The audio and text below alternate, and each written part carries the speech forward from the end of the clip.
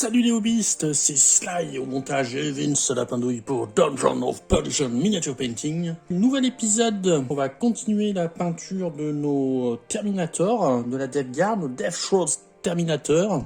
On en était là au dernier épisode, donc on a posé la base de l'armure, je vous ai montré comment faire avec le stippling, et puis ensuite on a fait un petit peu les détails, le métallique, les parties organiques. On a fait un gros lavis avec un nettoyage au médium pour éclaircir certaines parties. Et puis là, on va attaquer la suite et on va se faire éclaircissement et assombrissement de notre armure pour venir créer ce schéma-ci, cette armure verdâtre très contrastée. En parallèle, j'ai commencé les autres Terminators de l'unité. J'ai même commencé à chercher un schéma pour la cape. Donc ça, c'est pas fini, mais je vous montrerai dans un prochain épisode, une fois que j'aurai bien validé mon schéma. Là, on va attaquer tout de suite, après le générique.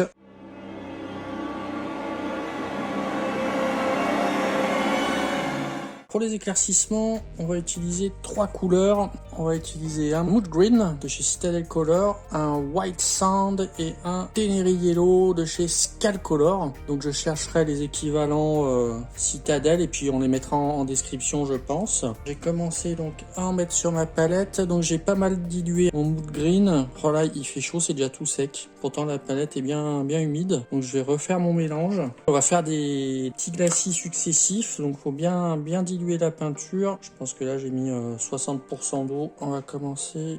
Donc on va tirer les pigments vers le haut. Toujours je me réfère à ma photo. Donc sur la photo, la partie la plus éclaircie c'est ici, sur le bidon. Donc je vais commencer à pousser un peu mes pigments donc vers le centre ici. Je vais partir de la gauche ici puis les ramener vers le centre.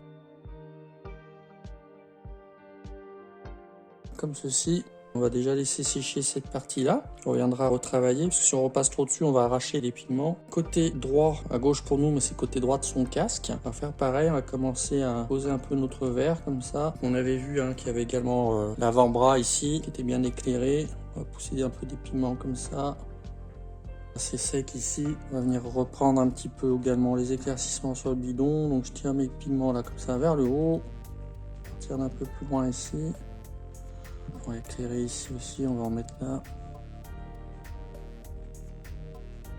Je pousse toujours mes pigments vers les parties les plus lumineuses. On va faire comme ça sur tous nos endroits qui sont censés être lumineux. Là, le haut du casque. Et les pieds ici qui étaient bien éclairés. Donc je tire toujours mon pigment vers le haut. La jambe comme ça, à cet endroit-là. On avait l'épaule ici. Voilà, je ne vais pas trop en mettre à l'intérieur ici dans l'ombre. Par contre, on va en mettre plus sur la partie supérieure ici.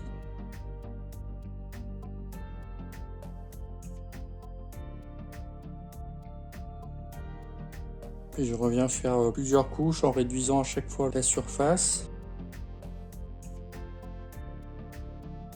Ah, ça commence à prendre de la gueule. On va faire toutes les parties lumineuses qu'on a sur notre photo là qu'on a pris. La peinture était sous-couchée en noir, là Sylvain va vous la remettre. On va essayer de suivre ces lumières. Et là par exemple tous ces doigts là vont être bien éclairés. Allez, je termine un petit peu plusieurs petits passages comme ça avec le Mood Green. Et après on se retrouve pour la suite. Allez voilà, j'ai passé donc mon Mood Green sur toute la face avant de l'armure. Je vous montre la face avant. La face arrière, je la ferai également, mais hors caméra. Ça sera plus léger parce qu'on est vraiment dans l'ombre, donc il y aura beaucoup moins d'éclaircissement. Maintenant, ce qu'on va faire, c'est qu'on va éclaircir de nouveau notre Mood Green avec notre Teneri Yellow de chez Skal Color. Je crois que j'ai fait à peu près 50-50, avec aussi pas mal d'eau pour faire des petits glacis aussi. On va venir éclaircir un petit peu de nouveau en réduisant la zone vers les points les plus lumineux, toujours en se basant sur notre photo de notre figurine sous-couchée en noir pour éclaircir encore notre verre. Donc là, on va partir de la moitié de ce que j'ai déjà fait en Mood Green.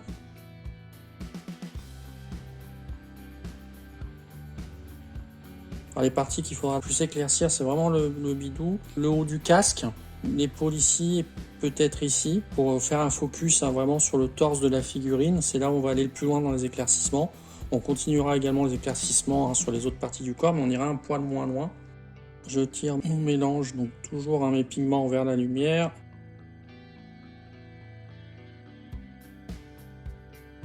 Je peux aussi essuyer mon pinceau et frotter un petit peu pour flouter certaines parties, pour améliorer les transitions. Faire pareil sur le haut du casque. Je tamponne un petit peu avec mon pinceau. pour poser les petits points lumineux où je veux. Toutes les parties à moule green, on va y aller avec ce nouveau mélange, toujours en réduisant la zone. Le haut des pieds là qui est bien lumineux sur ma photo. Si j'essuie mon pinceau et puis je floute, je vais frotter comme ça au haut du tibia là. Pour le même mélange, hein, Ténéré Yellow et moule green.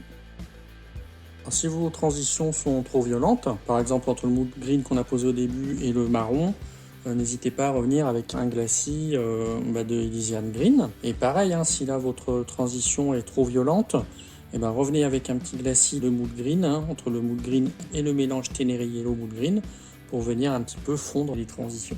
Après, tout dépend du niveau que vous souhaitez, hein, mais plus vous passerez de temps à fondre les transitions et plus le résultat sera convaincant. Là, je vais faire en haut de l'épaulière. Tant que ça sèche un petit peu, puis je reviens faire un deuxième passage. Hein. Ça va bien avec la chaleur qu'il fait en ce moment. Hein. On est en plein été, en pleine canicule, donc ça sèche vite. Ça peut être un inconvénient comme un avantage. On viendra faire du lining aussi. Voilà, je continue avec ce mélange et puis on se retrouve pour la suite avec un nouvel éclaircissement. Voilà où on en est. Après cet éclaircissement de mélange de Ténéré Yellow et de moule green. Voilà, j'essaie de bien éclaircir un peu partout, toujours en me référant à la fameuse photo. On va continuer, mais cette fois vraiment, ça va être pour éclairer le haut de la figurine, le torse, la tête, peut-être un peu l'épaule et l'avant-bras. On va tout simplement rajouter un peu de White Sand à notre mélange précédent, donc de Ténéré Yellow et de moule green. Mon mélange est là, je rajoute mon White Sand un petit peu à côté, comme ça. On va remettre un peu d'eau et on va mélanger. Voilà, on va avoir quelque chose d'encore plus clair. Voilà, là on est pas mal, on va essayer avec ça. Et donc on va venir apporter, cette fois sur vraiment les zones très réduites, ce nouveau mélange, ce nouvel éclaircissement, comme ça, sur le haut du casque. Là on va vraiment se concentrer vraiment sur le haut du plastron, vraiment la pointe ici. Le plastron ici fait une petite arête comme ça. On va essayer de faire un peu de lining dessus.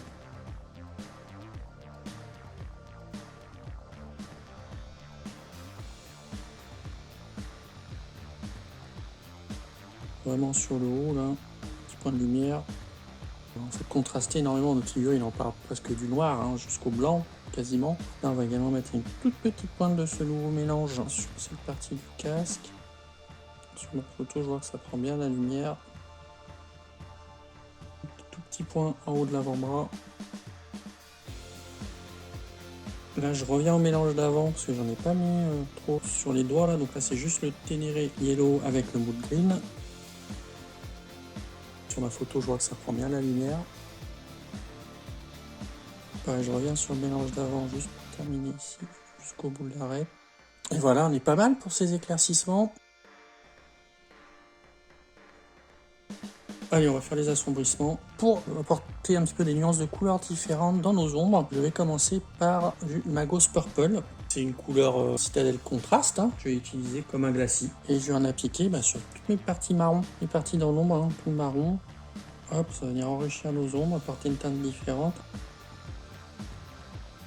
Et là, sur le rebord, entre la limite du vert et du marron, j'essuie mon pinceau, j'enlève tout, puis on va un petit peu frotter pour faire la transition.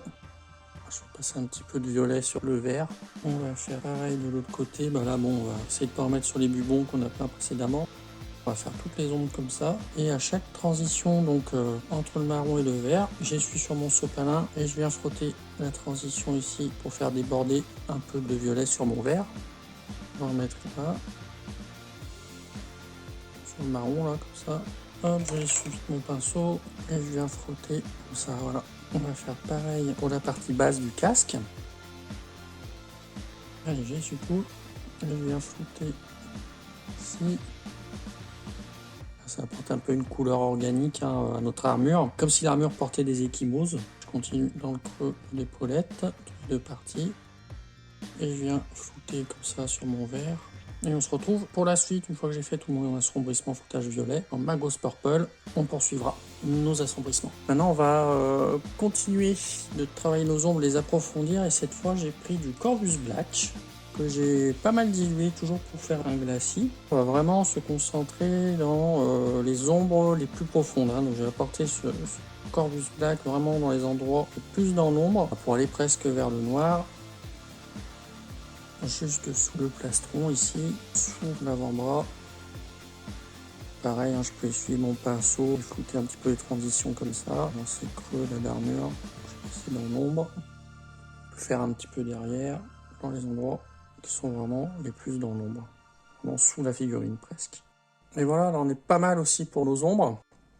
Dernier petit éclaircissement qu'on va faire, toujours pour focaliser le regard hein, sur le haut de la figurine. On est presque au blanc, donc on va venir avec du blanc justement. Je mélange avec un peu d'eau et c'est vraiment un tout petit point de blanc pour apporter un dernier petit éclat de lumière sur l'armure, sur le haut du casque et puis sur la pointe là, du casque aussi. Et un tout petit point également au haut du torse ici. On va s'arrêter là. Et on se donne rendez-vous dans un prochain épisode, certainement pour travailler la cape. N'hésitez pas à nous lâcher un gros pouce vers le haut. Et bien sûr, vous pouvez commenter si vous avez des questions ou des suggestions. Et ce qui nous ferait très plaisir, c'est que vous vous abonniez. Et je vous dis à bientôt sur Dungeon of Perdition Miniature Painting.